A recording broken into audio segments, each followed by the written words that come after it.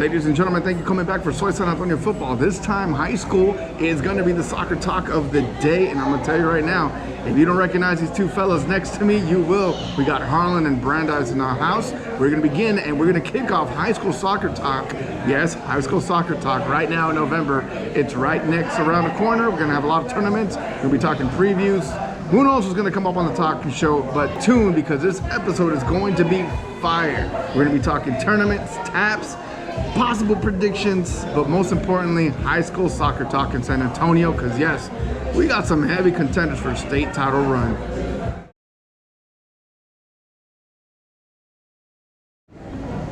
I am super excited to be talking about high school soccer because we thrive on the future. If you haven't recognized the shirts next to me, you should. These two coaches have done an absolute outstanding job on the men's side of soccer by just making sure that San Antonio 210 gets into the playoffs. To my right here, we have the Brandeis head coach, Brian Mayer. Coach Mayer, and from Harlan, Bert Atilano. Coach Atilano. Yes, Atilano, one of those Spanish-Italian names, right? Something like that. But listen, I'm gonna give you a little preview. Last year, gentlemen, let's get right into the show. Last year, both of you guys represented San Antonio, Texas at the highest levels in 6A. One of the toughest conference when it comes down to soccer. Opponents from the Rio Grande Valley, opponents from Austin, Texas, and you guys come together and make sure that you guys put up a fight. Let's start with the background. Let's give ourselves a little bit of time. Coach, we're gonna start off with Brandeis real quick, but last year you guys were the team that was on the outside looking in. You had a very lukewarm season. You had a lot of young kids. I believe you fielded how many sophomores and juniors? Six sophomores started, and you made playoffs. Coach, let's start. The past is the past, but we learned from the past, correct? So let's give our audience a little bit of the growth, the mentality, what it took, what you saw in your squad, and what has made, you know, one of our friends, Lethal Enforcer, which I trust a lot when it comes down to some of their predictions. Here at SoySAF, we don't live on prediction maybes or absolutes. We actually go game by game. But this time I look at their 6A roster as powerhouses, and they got both of these guys from San Antonio and Reagan as well as Johnson on the squad. I agree 100% of it because from the talk that I've been getting around, San Antonio is going to be the theme for soccer and 6A soccer, coach. I hope so. That's why we're here, right? So we were really blessed. We had 2 years ago, we had a freshman class that came in and was absolutely ridiculous. They'll be my best probably class I'll ever have, and I've been doing this for 20 years. Wow. It is, okay. And I love all my kids. So we had Jake Salas, Danny Sartorio up top, two forwards. One of course scored 20 goals. Jay. Yeah. We have Eden Rodriguez, Noah Lopez at the center mids, two of the most technical kids you'll see in San Antonio. And then we had Jaden Melendez and Boston Baviars as our center back. So we upped the entire middle of our field with sophomores playing in that district. That district is coming from Northside, and I love Northside. I love my brother here. But Reagan twice a year, Lee twice a year, Johnson twice a year. Roosevelt's goalie was unbelievable. Madison has one of the fastest kids. It's just a gauntlet of who's who, and it's just every game you have to bring your A game and no nights off, and it's a really hard fought district. So we learned a lot. We started 3 freshmen one year. We started 6 sophomores the next. We were able to sneak into the playoffs. Yes. Played Smith and Valley, I thought, to a T. I mean, those guys were great, and I thought I'm so proud of my kids for the effort and the hustle.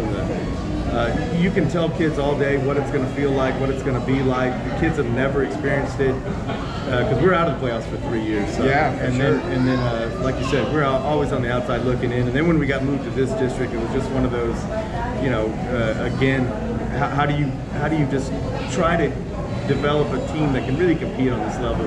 And we did a great job, and for the young kids to prove it.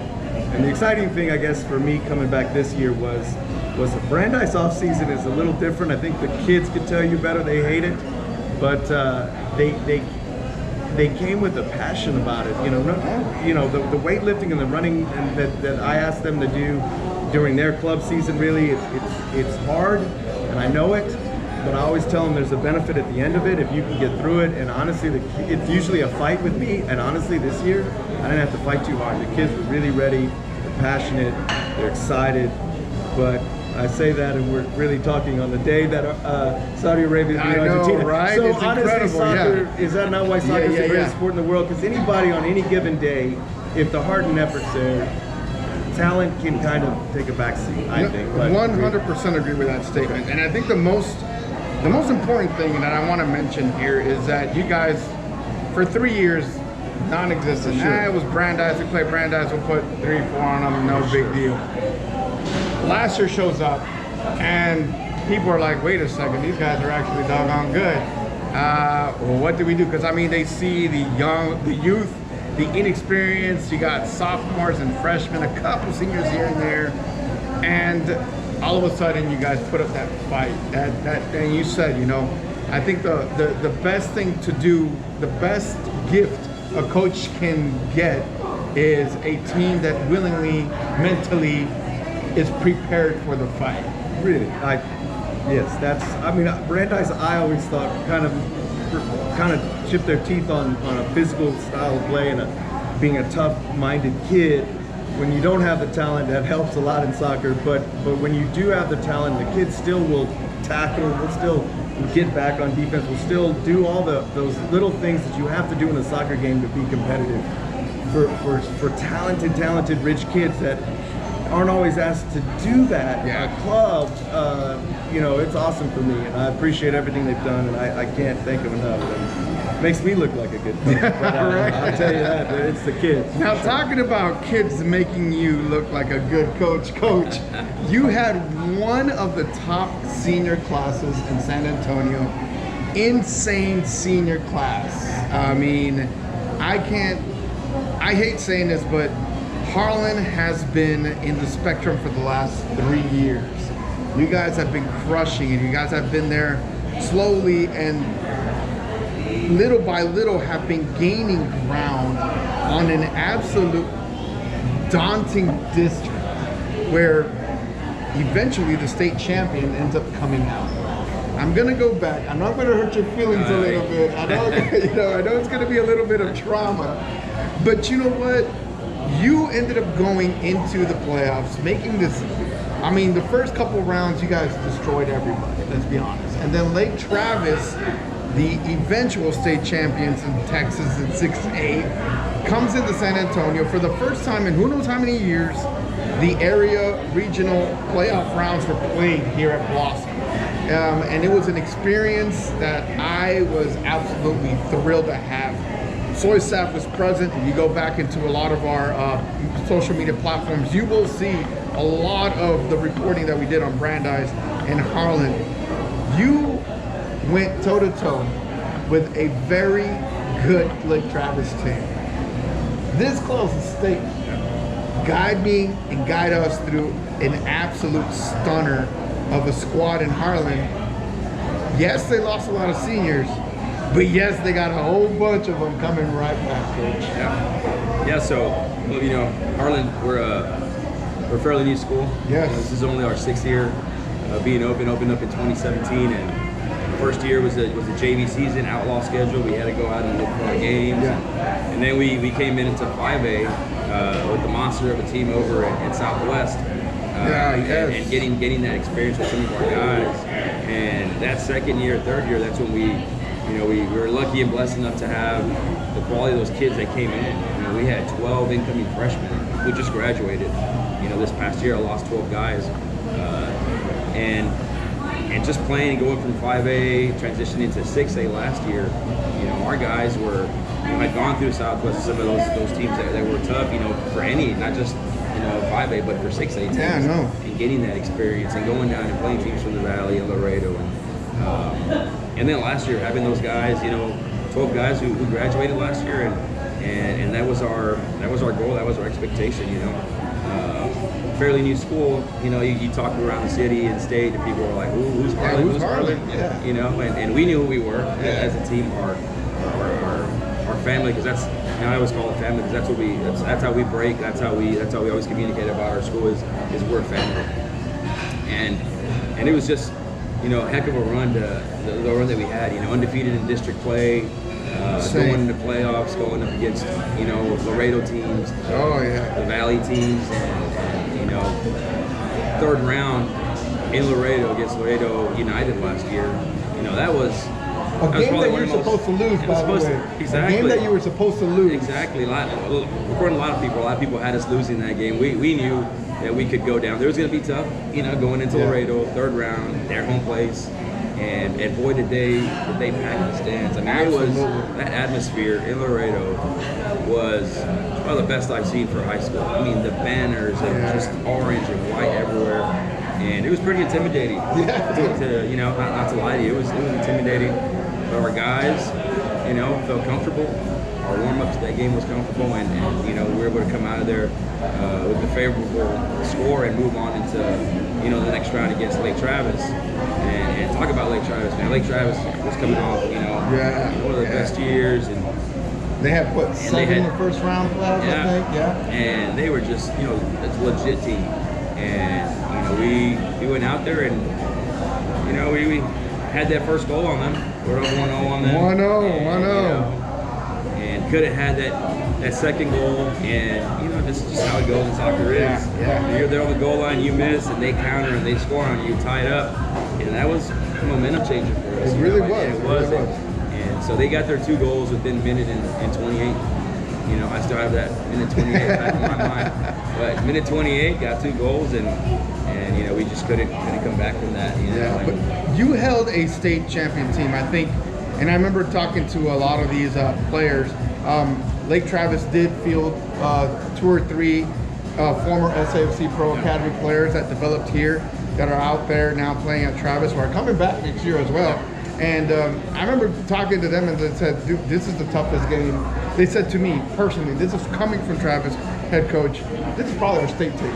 Like, this is probably our state game. Because they went on to win the state. It was no competition when they went there. At the state, if you look at the state championship game in 6A, coach, it was no competition. Like, Travis just dominated the whole game. It was Harlan. It was that moment where I was like, okay, they're down. Travis didn't really have their starting forward. He was out. And they came back to win. That said to me, right then and there, it's like, oh my God, if Harlan can come back and tie this and take this to extra time and then PKs, Harlan is going to win it. At that moment, I knew whoever won this game is going to win the state title. And it came out to fruition. Nothing to be ashamed of. Everything that held, everybody did. Reagan, Johnson, Brandeis, Smithson Valley, Harlan, all the participants in the 6A, 5A division ended up representing the 210 in the greater area. As a soccer city, we are. I hate saying it. I don't hate saying it, but I hate saying it for those guys at Austin that claim to be a soccer city. I'm sorry. We have so many powerhouses here besides just Travis and the other lake, I can't remember the other. Westlake, thank you, Westlake, who's a good soccer team as well. But coaches, we're done with last year. You're on and we're not even going to be calling this a rebuild year, because you're not. Both of your teams are not rebuilding. Johnson is not rebuilding. Reagan is not rebuilding. So many other teams, Madison is not rebuilding.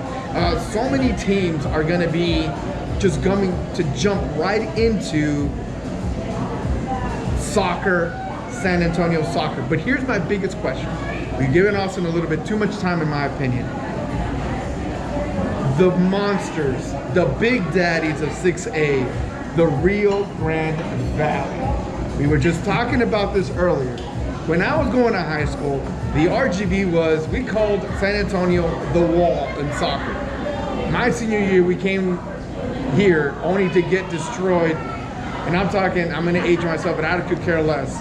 From 1999 to 2001, Churchill, Winston Churchill, yes, Churchill High School in San Antonio was a monster soccer squad. We came here, second round. Churchill put 7 of us. Aitawacho, see you around, baby.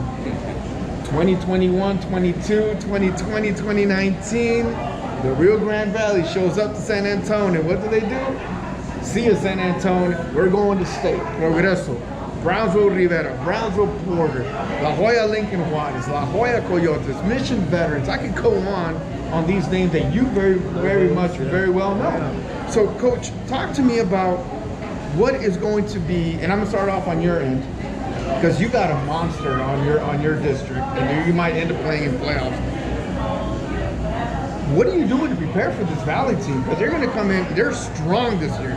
They probably got 5 or 4 teams in state 6A ranked, 1 through 6 in that order. Oh, for sure. I know you're looking at that, Coach, and everybody's wondering, okay, great, we got a great team.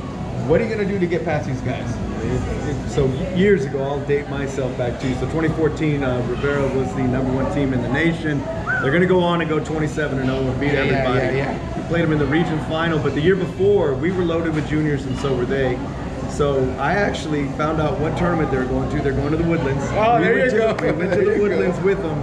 And I asked if we could play them, and the coach there was like, no, I can't play anybody from the same region, but I'll give you everybody they play, you can play. There you go. Perfect. There you go. So we beat Austin Round Rock 2-0. They beat Austin Round Rock 2-0. So everybody we beat, they beat One the for same. one for one. So we knew this is it. We were ranked, I think 4th in the state. They were #1 in the nation. We eventually, Bato actually got hurt that year. So we actually didn't win district. Clark actually wins district, but we get them back for playoffs. He actually scores 10 goals in 5 games. One of the greatest runs I've ever seen. So we meet Brownsville Rivera in the region championship to go to state. And I think I said the same thing. It's funny you said the winner of this game will win state next week. The winner of this game will win. These are the best 2 teams, blah, blah. So we play, and we're down 1-0 at half, and I look at my assistant coach, Coach Hamilton at the time, and I said, I think they're better than they were last year. And it was just amazing how great they were last year. And then this year, they were, so what they do down there, their technical ability is second to none. I love Reagan and Lake Travis, and Harlan I think Harlan's pretty close to that, but I'll give them the nod. What they do at that technical side, I always thought the way to beat them was a little bit more physicality in the box, hand-to-hand combat almost, just physically rough up the game a little bit to take some of their technical part away. And we did the best. Brandeis, again, known for that. We'll tackle anybody, anywhere, anytime. And we fought to a 3-1. We were 2-1 with 10 minutes to go. You know, you put an extra forward, they got a fullback. They scored with 30 seconds on. They go up winning the state championship. But I always thought the best way to handle them was really make it a physical game that hopefully they don't want to play. Because honestly, in the Valley, what I remember too is everyone kind of plays close to that style. Yeah, absolutely. And they're not used to some of the bigger, tougher team. Reagan will put a ball in the box every time on you and score from midfield. If you foul on your half of the box, that ball's going to go in no matter where that ball is, and Reagan's always going to have a chance to score on you. So we tried to implement that aerial attack, something that we thought they couldn't handle. But honestly, at the end of the game for 80 minutes, when they can touch the ball as good as they do, you got to have a little luck too, I think Lake Travis was a little lucky to get through Harlan. I actually thought Harlan was the better team that day too, player for player. I mean, it felt that way. But at the end of the day, can you get the goal when you need it? And those teams usually do find a way to get the goal. So they're going to be the heavy hitters. Now let's jump on that. The technical side, yes, the Rio Grande Valley are very technical, very physical. They're not the biggest, they're not the tallest, they're not the strongest, but they will put you on your back and they will stress you out so much. Their ball movement's so technical, so quick, so fast that if you're not on your toes and you get caught on your heels, and we saw that a lot with Laredo Nixon, Brownsville Rivera, with Lincoln Juarez, with Progreso in the 4A level, and you know all about Progreso Red Ants. If you get caught on your heels, Coach, you're done. You might as well just pray that one of your boys scores a miracle goal. But I'm gonna bring you back to this moment. 3 years ago, and we helped this kid and your team put you on Sports Center top 10. You remember, you know where I'm going with this, right? You go down to Brownsville, and one of your players, was it Laredo or Brownsville? It was actually Corpus Christi. It was Corpus Christi in a tournament. Yeah. No, in the playoffs. In the Second playoffs, round, yeah. in the second round of the playoffs. You go down there, and one of your players puts one right in the upper, Sports Center top 10, and everybody, and I remember being there. I couldn't get the goal because I said, no way. There's no way this kid's gonna launch it from here, and he did. What was it, like 60-some yards out? 40 yards. 40 yards. It looked like 60 yards to me from the other side of the field. No, it was a bomb of a goal. I still have it on SoySAF. Go check it out. I'm probably going to reshare it here so that way you guys can check this out. But you go down to the Rio Grande Valley. Here's the point of the story. And everybody in the RGV, their eyes went, oh, hell. Coach, you've done some things to improve this. I agree with you, Coach. One of the more physical teams in San Antonio, if not the most physical presence on the field, and I'm not saying because you're here, is your boys. And I don't know what you're doing out there, but these kids physically and technically have an ability on the ball. What are you doing to improve this against a very, very nasty Brownsville Rivera, who is nationally ranked again this year? They're the top dogs.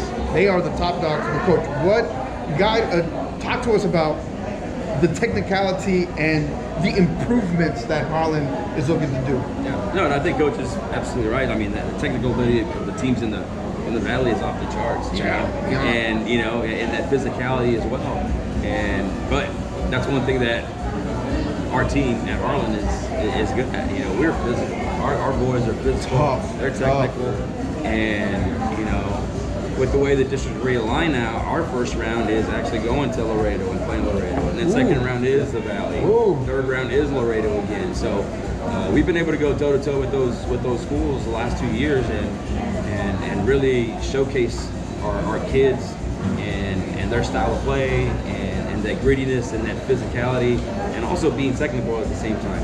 And appreciate you for all your coverage, because it wasn't for you. Our boy Oscar, who had a banger that year against Corpus Christi.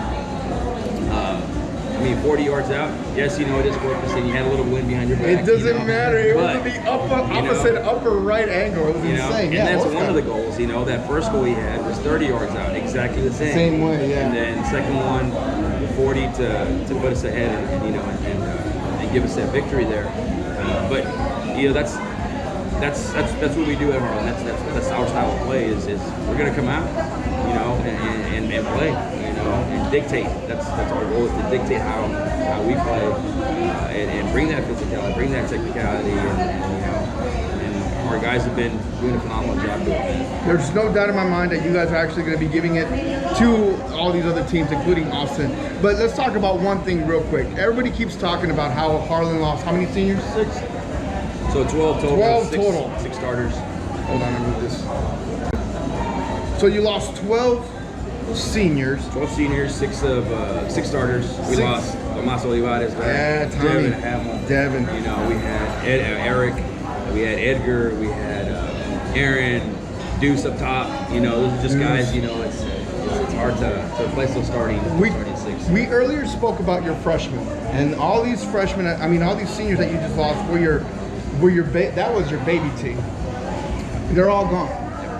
But I will tell you this: I've seen you guys on and off. I'll sometimes show up, pay attention, high schools.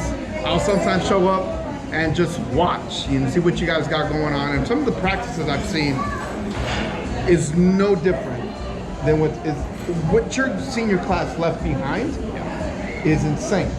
Because your freshmen, sophomores, juniors, and your seniors right now, and let's talk about Oscar, Don, this young man, the goal scorer last year against Travis. Graydon. Who? Graydon. Our freshman? Yeah. Graydon okay. Richards. Yeah. Oscar, I'm sorry to so. Some of these kids are coming right back. Graydon, freshman, scoring in the playoffs against Travis, put that one goal. Dom. You got some stellar kids coming back, man, hungry as all get out. What are some of the kids, what are some of the expectations? I'm sorry, let me rephrase that. What are you looking forward towards, man, when it comes down to these kids coming up? Because you might have lost a lot of seniors, but you got a whole bunch of ballers that can just step right into those shoes. I think every coach fears, my senior class is gone. Who's going to step into the gap? You don't have to worry about that. You don't have to worry about that. Johnson doesn't have to worry about that.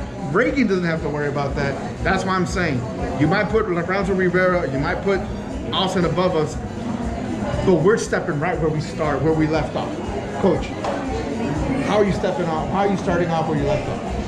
Well, it's just that mentality in practice is, you know, we come out and practice, whether it's a futsal game in the gym, whether it's, you know, tennis on the tennis courts and tennis soccer, whatever it is, we're going to compete. And that's always our mentality, is you compete.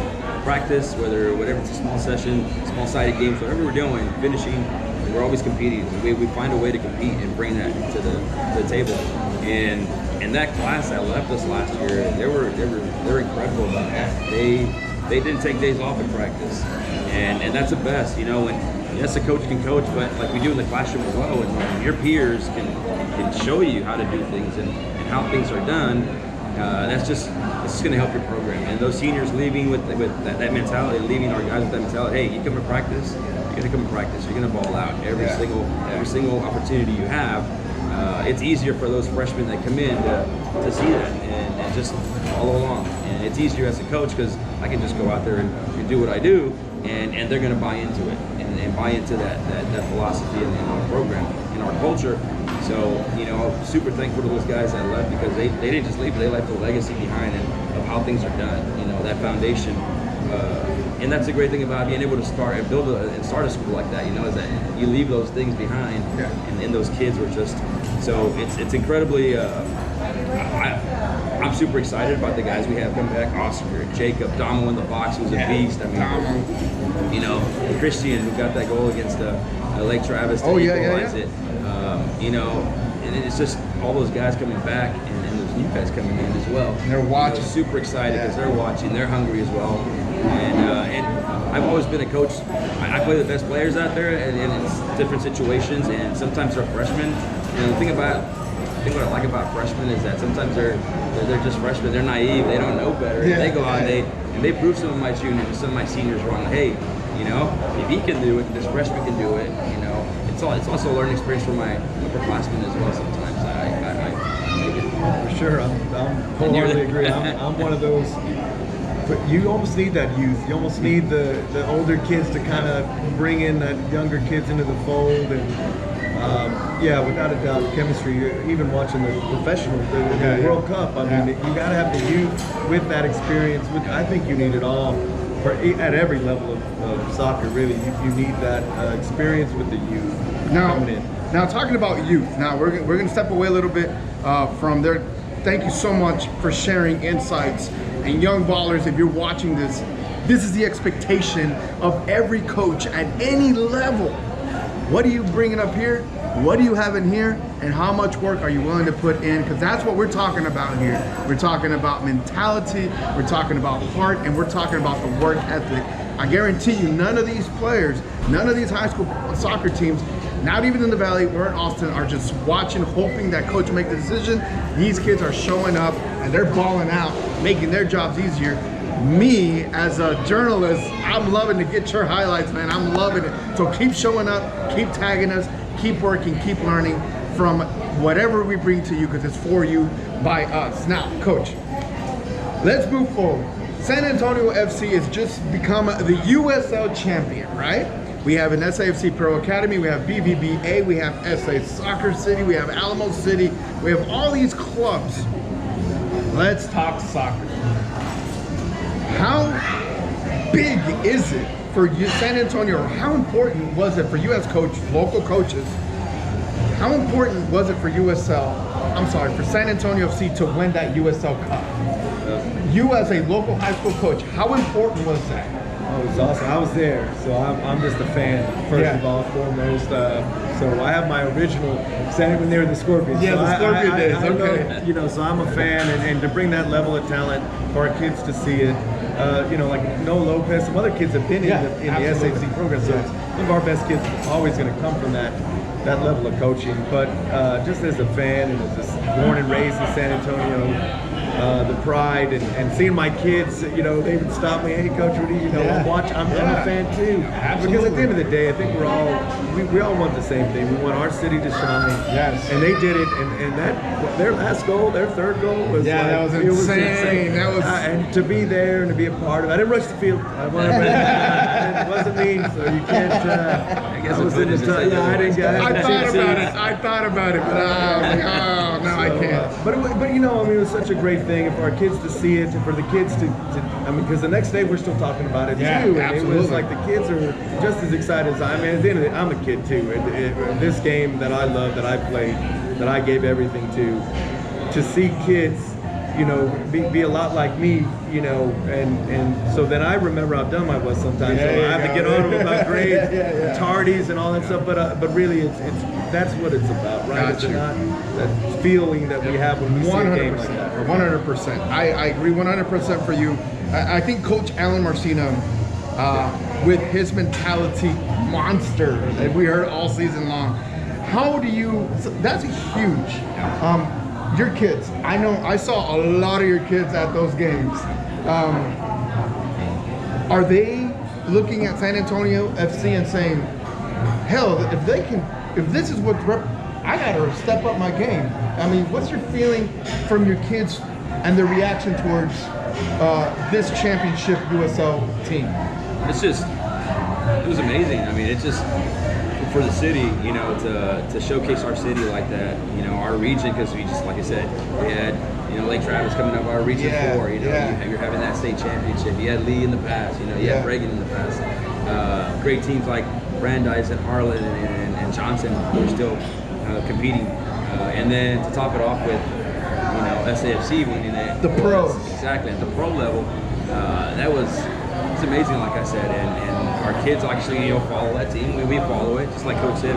We're all fans, we're there supporting our professional team, and it's great. It's a great time to be in the 210 because, we see that growth from grassroots to the next level, and kids tearing it up in club and ECNL and high school, and then to top it off with SAFC was amazing. It's a beautiful feeling. I know it's great for the city. I think it was important for San Antonio FC to do this. I think for the longest time, we've been living, and it feels like a long time, 2 years, that we've been living on the shadow of Austin because they got an MLS team. I remember talking to a lot of kids. I love interaction, and they feel like, hey man, Austin's got the pro team, we just got SAFC. Well, SAFC beat that pro team. SAFC won every hardware possible, with the exception of US Open Cup, which would have been sweet. SAFC has brought pride back to the city. I think these kids are looking at what can happen. I think Coach Marcina in the city is instilling a mentality into these kids to perform not just at the SAFC Pro Academy level, but as a city itself. And I think we're going to be seeing a lot of the remnants of success from San Antonio FC put into some of y'all's boys, because they see what these pros do and they want to say, I want to be that champion. So gentlemen, I want to thank you so much for being here at Soy San Antonio Football, SoySAF. I'm excited for this year. We got a couple tournaments coming up for you here. Correct, December, January timeframe? Yeah, January. We'll get the state champs. And there you go. Lake Travis. So when is that going to be, Coach? We play them on the Thursday, I want to say 17th. The 17th of January? January. And where is that going to be? That'll be in Westlake. In Westlake. Who cares? We're going to Westlake. We're going to show them what's up. Coach, you got a couple tournaments, preps, but you're going the opposite direction. You're going down. So we started off with that first weekend. We actually we're going to the North Texas Elite up in Dallas. In Dallas. Yeah, so we'll go there first weekend. That's a good one. And second week we'll be in Lake Travis. And you're gonna be Lake Travis, so you know what? Why not? Let's put our money where our mouth is, right? Let's show them up. Guys, listen, follow all your local soccer, support your soccer teams. I love one thing that Coach Altanano said when he went down to Laredo, the way those Laredo 956 fans packed that stadium, we need more of that. I mean, let's close with this. Smithson Valley, Brandeis, packed absolute house. It felt like a Friday night football game in that stadium. We're gonna get him on the show. We're gonna do another podcast with your favorite 6A soccer. We got a lot of stuff with you, but our affiliate 6A soccer was there present, and he said, "Man, this place was jammed." Coach, that experience, those fans, packed house. How important is it for you to see that? Yeah, for sure. Throughout the season. That would be because that's, I think, the kids, they want people there. They can say whatever, and it's hard when it's cold and it's raining and it's and I get it, but I tell you what, the kids, the effort they'll bring if that little attention is paid to them, I guarantee you it'll be that's what's going to help us out. Monumental. Yes, Coach. No, likewise. I was there at that game and saw how electric the crowd was, you know, at Bernie Champion Stadium there, you know, against Smithson Valley and Brandeis, and that was great to see. But our parents, after the Laredo game, were like, "What do we need to do to do that?" To do that, because it was, I'm telling you, it was just amazing to see how that community came out. Absolutely. And for us against Lake Travis this past year, we were almost there. Yes, you know, we brought a lot, and we packed the house.